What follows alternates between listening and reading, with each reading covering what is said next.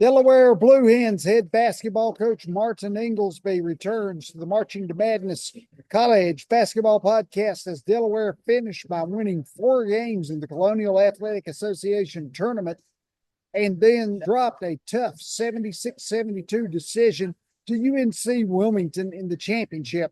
The Blue Hens now move into Conference USA for the upcoming season on July 1. Coach, welcome back. Hey, Ken. Excited to be back with you. Oh, Always thank good you. to Yeah, see and and always great to. obviously, it was a tough overall season for Delaware. So, talk to us about the key in winning those 4 games to play for the championship.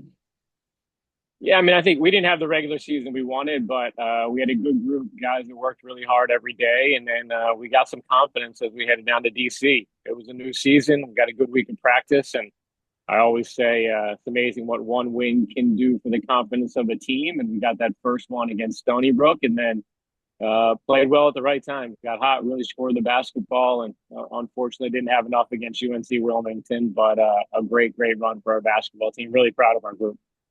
Moving into Conference USA sort of dispels many of the rivalries and matchups, though, that you've been a part. It's been a good, I think, marriage between Delaware and the conference.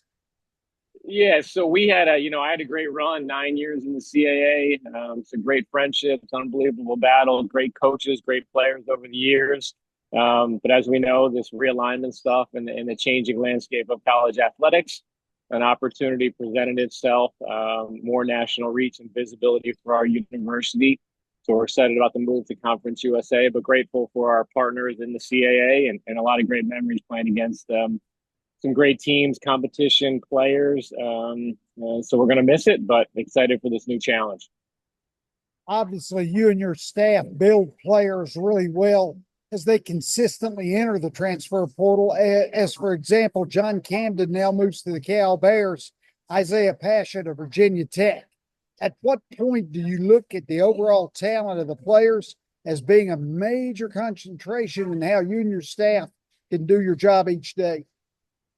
Yeah, I mean, really proud of the type of kids we recruited into our program, the confidence we've given them, the opportunity, their development. I'd love to be able to coach these guys for 3 and 4 years, but again, the reality of it for us at this level is the top tier ones. It's probably not going to happen, and we just got to look at it as kind of a 1 year window for us to be able to maximize the opportunities with our basketball team.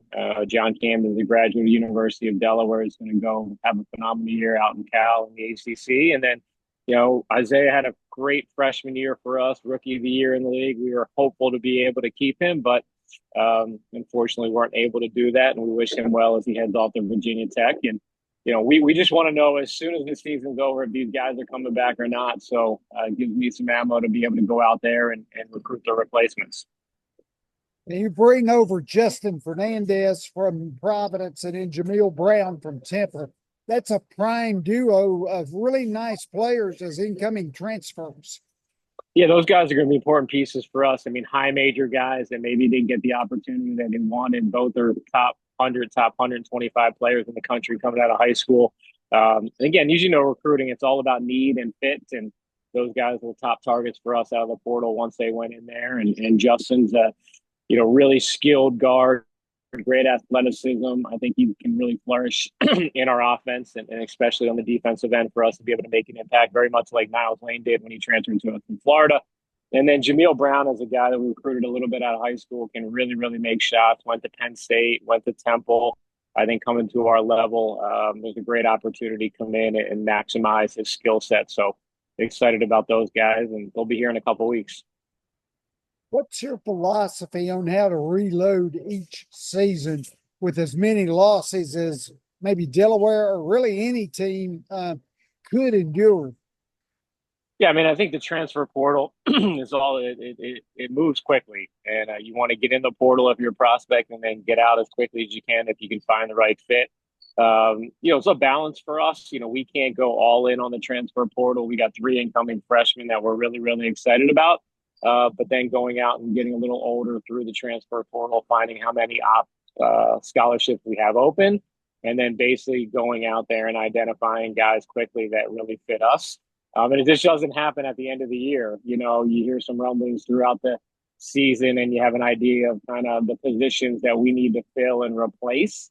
And then once guys make the decision if they're coming back or not, then we got to be able to go out there and attack that. So we're a little different. We don't just offer anybody. We want kids to come to our campus, see it, get a feel for it, to see if it's a good situation for them, get to know them as quickly as we can. And then, our culture and how we do things and the core values within our program, we're not going to shy on those things. So they got to be able to check all those boxes for us.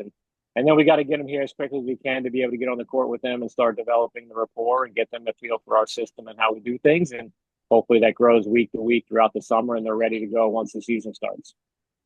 What has been your conclusion as to why there has been no real framework for the transfer portal, which has an intrinsic effect on not only college basketball, but college sports in general? Yeah, I think it's just mad chaos. I mean, we'd love to be able to have some restrictions and guardrails. I'm not sure anything's changing in the near future. I think with NIL and the transfer portal coming into play so quickly, it's really changed and turned the landscape of college basketball upside down. So we just got to be able to be nimble and adjust. And, whatever the powers to be tell us to do, we'll be able to execute that moving forward. But I think I look at these rosters, I'd love to be able to have a group together 2 to 3 years, but it's really just a 1 year cycle that you're coaching a team and kind of keep that in the forefront of what we do and look to what we can do to best maximize this team that we have put together. Freshman Alex Kazanecki joins the Blue Hens as he's a solid scorer off the wings. Yeah, we're excited about him. Comes from a great high school basketball program in Ohio, kind of a versatile guard, got great length. We brought him to campus. He worked out for us. He was an all-state player in Ohio. I just think he brings a really good skill set to us, a guy that will continue to develop and get better in our program. So we're going to be excited to get him to campus in a couple of weeks and get to work with him. Kevin Riley returns for his 4th season at Delaware. Works as your leading returning scorer. He is now currently 9th on the Blue Hens 3-point makes list with 166. Yeah, I mean, I'm really excited to get Kevin back in our program. He did put his name in the portal, but we were able to get him back. He's going to be a senior. He's going to be a leader, a captain, guy that played a ton of minutes for us in his college career. I thought he had a phenomenal junior year on both ends of the floor and really looking forward to him to be a vocal leader, to be able to take ownership of this team and hopefully be able to get us back to the NCAA tournament. How will the move to Conference USA have a different impact on the Blue Hens basketball program? Yeah, I mean, we're going from, I think, the 17th best conference in the country last year to the 9th best basketball conference. More visibility, more reach. Our brand will be recognized nationally now, not just maybe in this East Coast corridor. And then, just opportunities and more access to the postseason, right? Liberty won the regular season. They won the conference championship last year. They were a 12 seed. I think the year that we went to the NCAA tournament, we were a 15 seed. And it just gives you more opportunity and more access to be able to potentially win a game or two in the NCAA tournament or more teams playing in the postseason. In Conference USA, they had Liberty in the NCAA tournament. They had 2 NIT appearances. So that's what excites me. If we can handle our business, it gives us more and more opportunity and more scheduling opportunities to be able to get out there and be visible, get on national TV and really represent the University of Delaware. How has the Delaware community in general been a part of Blue Hen basketball? You've raised the bar and built, a solid program there in Wilmington. Yeah, I mean, this is a great place, a special place, a great community. They really support us. They really cheer for us. They want us to do well. They want us to be successful. The run in DC and how it captivated kind of our university, Newark, Delaware, the state of Delaware.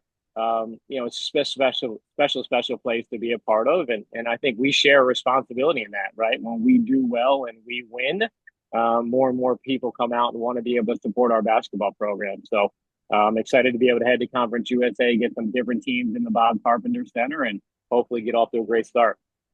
With your philosophy of shooting the 3-pointer, How do you build that into your offense per se? Is that something that comes early in transition, or do you want to set up your offense, maybe get a dribble penetration and a kick to your shooters?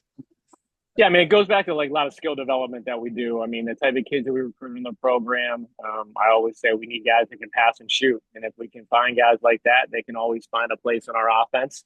We tried to play really fast last year. We were fourth, our top 40 in the country as far as pace and tempo. We really value guys that can shoot the basketball. So to be able to get it down the floor in 4 seconds was a big emphasis for us. And then, we want to be able to change ends of the floor and get up and down as quickly as we can, make our miss. So, again, we practice that way every day. We emphasize it in a lot of our 5-on-0 drills, 5-on-5 stuff, and 5-on-5 competitive stuff. So, again, that's something that we emphasize every day. And I think it showed this year, especially in the conference tournament. We really scored the basketball. We scored maybe 85 points a game down there.